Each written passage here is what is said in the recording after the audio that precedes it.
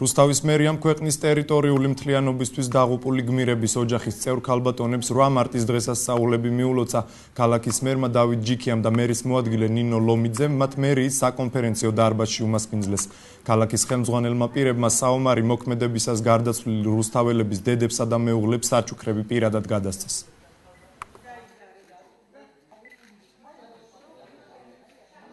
მე ვარ 2008 წელში დაღუპული ლევან იოსებიძის დედა აგვისტოს ომის დროს.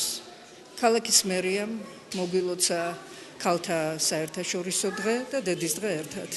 დიდი მადლობა ქალაქის მერიას. მოგილოცეს ქალთა საერთაშორისო დღე 8 მარტი, ძალიან დიდი მადლობელი ვართ, ვიმყოფები აფხაზეთიდან და მადლობის მეტი არაფერი არ მეთქმის. კმაყოფილი ვართ მერისა, რომ ჩვენი შვილები გაიხსენეს და ამავე დროს ჩვენც დაგვაფასოს როგორც დედები და კარგული დედები.